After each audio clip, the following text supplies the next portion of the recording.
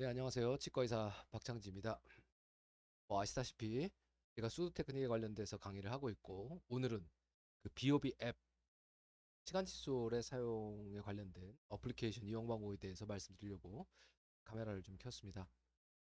아마도 수두 강의 들으셨거나 APM 강의 들으시고 지금 현재 치과에서 환자분들에게 칫솔질 가르치시고 아마 시간 칫솔 처방하시고 그러고 계시지 않을까라고 생각을 해봅니다.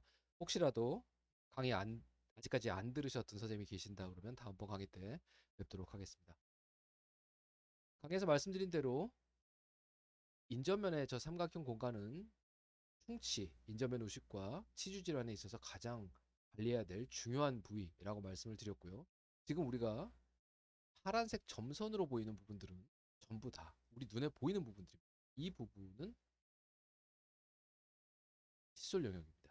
따라서 치간 칫솔로 닦아야 될 영역은 이 빨간색 부분, 즉 접촉점 바로 직하방에 아주 짧은 거리만 치간 칫솔을 관리하시면 되기 때문에 사실은 치간 칫솔은 하루에 한 번 저 빨간 점선 사이를 왕복 운동하는 것, 들어갔다 나갔다는 한 번이면 충분하다라고 말씀을 드렸고요.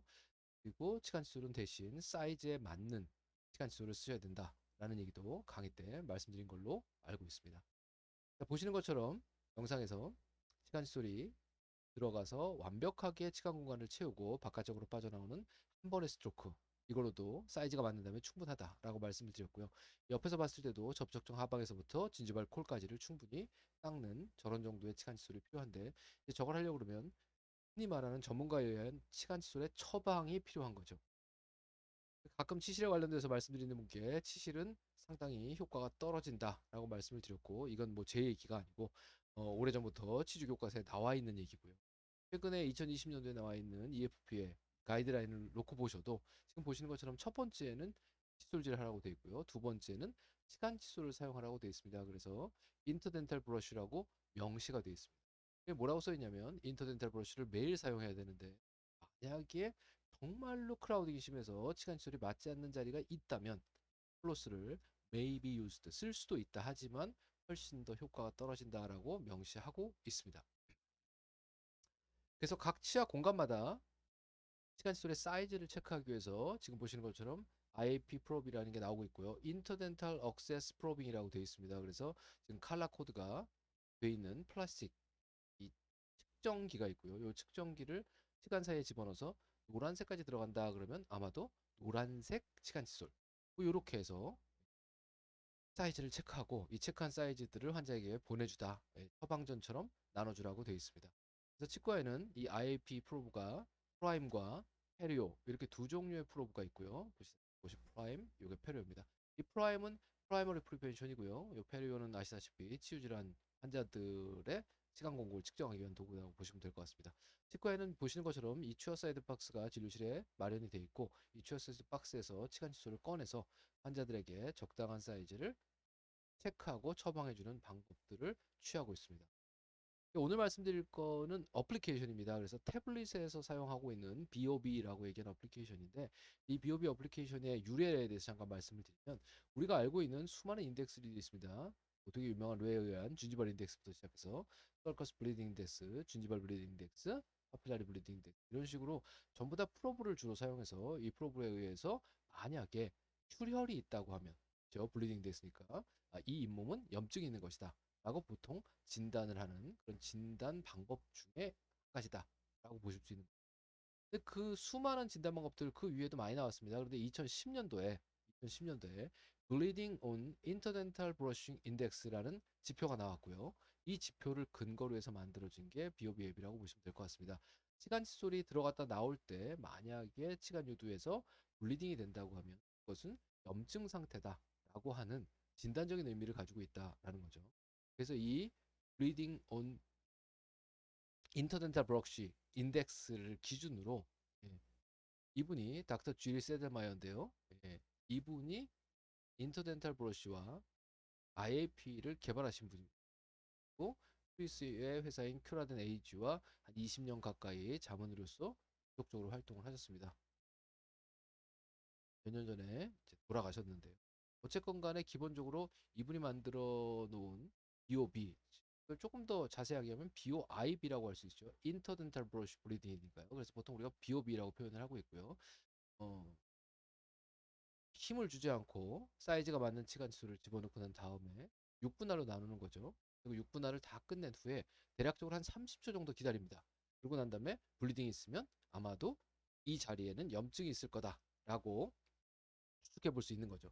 그래서 예를 들면 10번 대 구치부에 치간칫솔을 쭉 집어넣어 보고 잠깐 기다려서 블리딩이 되는지 보고 표시를 하고 그다음에 다시 상하게 중절치 부분 6전치를 보고요. 그다음번에 20번대에 가서 마찬가지로 이런 식으로 해서 보통 6분할로 하면서 대략적으로 치간칫솔이 들어갔다 나오고 난 후에 30초 정도를 기다렸다가 블리딩이 되는 거를 체크하는 게 BOB 인덱스라고 보시면 될 것 같습니다. 이 BOB 인덱스에 관련돼서 논문도 좀 있는데요.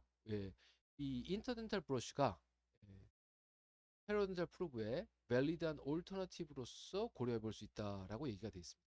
결국은 잇몸의 염증을 파악하는데 프로브와 유사한 정도의 진단적인 의미가 가지고 있다.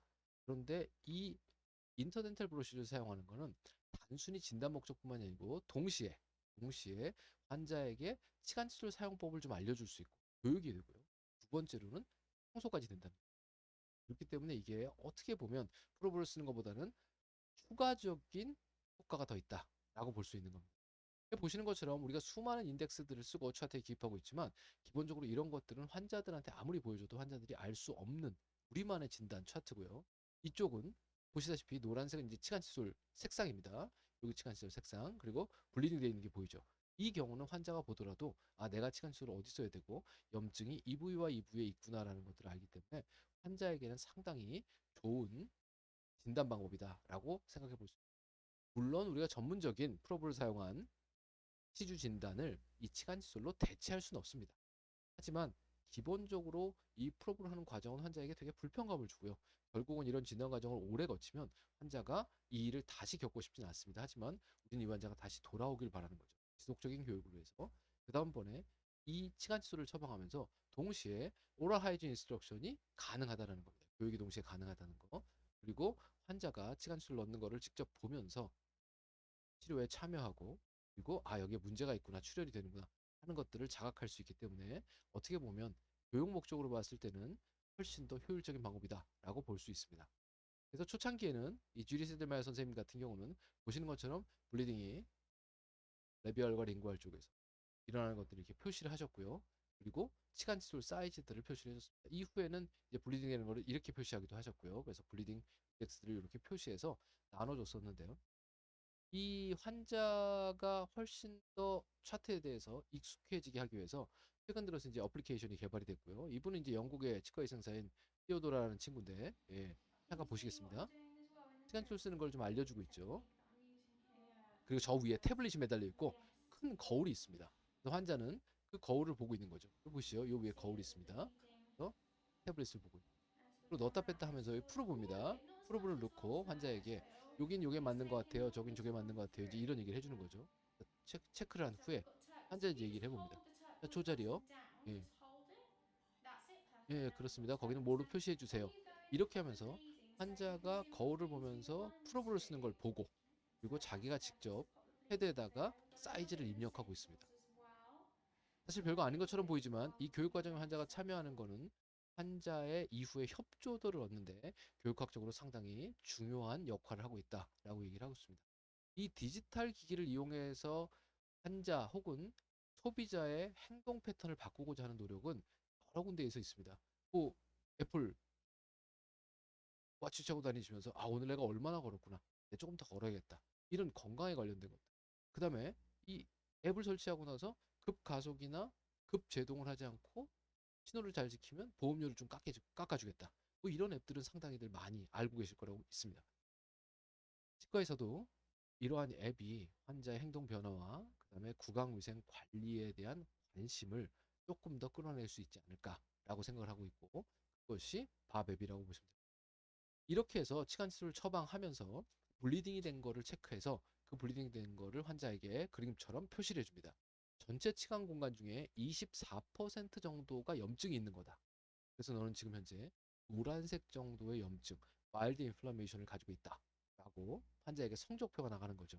그래서 칼라 코드는 보통 네 가지로 지금 만들어져 있습니다. 보시면 완전히 깨끗한 거, 그다음에 mild, moderate, severe. 이거는 시간 공간에서 블리딩이 되는 퍼센테이지를 기준으로 100%부터 0%까지 되어 있습니다. 이게 이 앱에서 제가 제일 좋아하는 부분인데요. 제로일 때만 초록색을 줍니다. 1%라도 블리딩이 있으면 이 환자는 입안이 염증이 있는 거죠. 그러니까 결국 우리가 만들어야 될 목표는 완벽하게 블리딩 없는 100% 건강한 입을 만들고자 하는 노력이라고 볼 수도 있는 거죠. 그래서 환자가 주기적으로 왔을 때 이렇게 앱을 통해서 체크를 하게 되면 환자에게 이런 식의 변화된 그래프들이 이메일로 전달이 되거나 인쇄돼서 전달이 됩니다. 이건 환자의 협조도, 협조도와 참여도를 늘리는데 상당히 큰 도움이 된다라고 보고 있습니다. 그래서 결국 기본적으로 우리가 하고 있는 건 이 인터덴탈 브러쉬를 사용하는 거를 지속적으로 오랫동안 그리고 빠지지 않고 매일 하는 습관으로 만드는 거예요. 그래서 이렇게 스코어를 주면서 결국 좋은 스코어를 받았다는 거는 시간 지수를 쓰고 있다는 얘기고 그걸 통해서 건강해진다는 얘기죠. 그래서 이렇게 밥 앱을 사용하면서 환자가 성적표도 받아가고 우리가 시간 칫솔도 처방해주면 기본적으로는 시간 칫솔의 사용이 늘어날 거고 뭐 크진 않겠지만 시간 칫솔 판매 인컴도 좀 늘겠죠. 그리고 리콜에 대한 환자의 반응도 훨씬 더 좋아집니다. 그리고 한쪽에서 환자는 보다 건강해진다라고 볼 수 있는 거죠. 결국은 시간 칫솔을 사용하도록 권하고 가르치는 이유는 환자가 건강해지도록 우리가 도와주고 싶어서이기 때문입니다. 이런 말 있죠. 나한테 얘기만 하면 금방 잊어먹는다. 그런데 나를 잘 붙들고 앉아서 가르치면 기억할 수 있다. 하지만 involve me and I learn이라고 되어 있습니다. 내가 이 과정에 참여하면 이걸 충분히 배울 수 있다라는 거죠. 그래서 이 앱을 사용하는 과정 중에 환자가 참여하고 그리고 앱을 작동해 봄으로써 어떻게 보면 훨씬 더 효과적인 교육이 일어날 수도 있겠다. 이게 한국에서 현실적으로 가능할지는 잘 모르겠지만 어쨌거나 의미로 봤을 때는 나쁜 의미는 아닌 것 같습니다. 자, 그럼 이어서 밥 앱을 사용하는 순서에 대해서 한번 설명을 드리도록 하겠습니다. 일단 기본적으로 앱은 태블릿을 사용하게 되어 있고요. 어, 8인치짜리 이런 조그만 탭이나 아니면 핸드폰에서는 작동하지 않습니다. 화면 해상도 때문에. 그래서 갤럭시 탭이나 아이패드 같은 화면이 좀 큰 거요. 한 10인치 이상 되는 큰 화면의 태블릿을 사용하셔야 되고요. 구글 플레이나 아니면 애플 스토어에 가시면 밥 앱을 찾으셔서 다운로드 받으실 수 있습니다. 그리고 PC 환경에서도 작동은 됩니다.